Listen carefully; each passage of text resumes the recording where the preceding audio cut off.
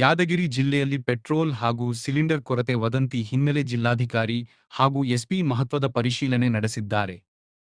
ಜಿಲ್ಲೆಯಲ್ಲಿ ಯಾವುದೇ ಕೊರತೆ ಇಲ್ಲ ಎಂದು ಸ್ಪಷ್ಟಪಡಿಸಿದ್ದಾರೆ.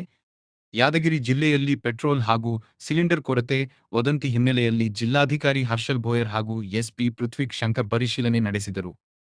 ನಗರದ ಪೆಟ್ರೋಲ್ ಬಂಕ್ ಹಾಗೂ ಗ್ಯಾಸ್ ಗೋದಾಮುಗಳಿಗೆ ಭೇಟಿ ನೀಡಿ ಸ್ಟಾಕ್ ಬಗ್ಗೆ ಮಾಹಿತಿ ಪಡೆದರು.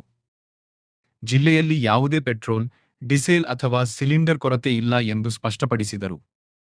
ಜನರು ವದಂತಿಗಳಿಗೆ ಕಿವಿಗೊಡಬಾರದು ಹಾಗೂ ಪ್ಯಾನಿಕ್ ಆಗಬಾರದು ಎಂದು ಮನವಿ ಮಾಡಿದರು.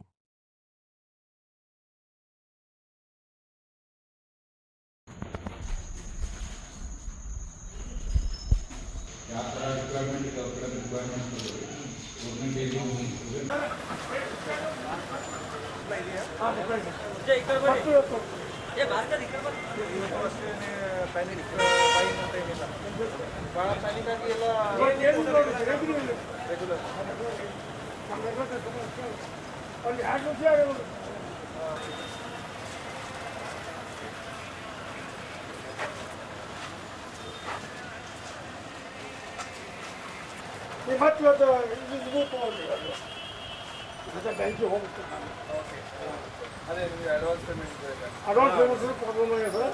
ಮಾಡಿವ್ರಿ, ಆಲ್ಟರ್ನೇಟಿವ್ ಮಾಡಿ ಮತ್ತೆ ಗಾಡಿ ಬರ್ತದೆ. ಇದು ಏಕೈತೆ ನೀವು ಕಾಸ್ಟ್ಲಿ ಅವ ಸರ್. ಸ್ವಲ್ಪ ಈಗ ಯಾರು ತೊಗೊಂಬರ್ತಾರೆ ಕಾಸ್ಟ್ಲಿ ಸದ್ಯ. ಇದು 12 ರೂಪಾಯಿ ಜಾಸ್ತಿ, ಇದು 6 ರೂಪಾಯಿ ಜಾಸ್ತಿ. ಅದಕ್ಕೆ ಯಾರೋ ಹಾಕೊಂಬರ್ರಿ. ಗಾಡಿ ಚೆನ್ನಾಗಾದ್ರೆ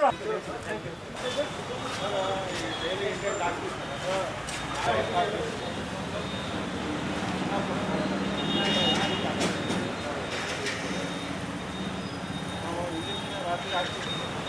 ಇವತ್ತು ಏನು ಪ್ರಾಬ್ಲಮ್ ಇಲ್ಲ ಸರ್. 1,000-3,000 ಪೆಟ್ರೋಲ್ ಹೋಗೋದು, ದಿನ 7,000 ಹೋಗುತ್ತೆ. ಹೀಗಾಗಿ ಸ್ವಲ್ಪ ಪ್ರಾಬ್ಲಮ್ ಆಗುತ್ತೆ.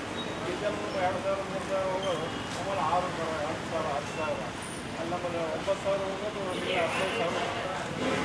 ಪ್ಯಾನಿಂಗಾಗಿ ಏನು ಮಾಡೋಕ್ಕೆ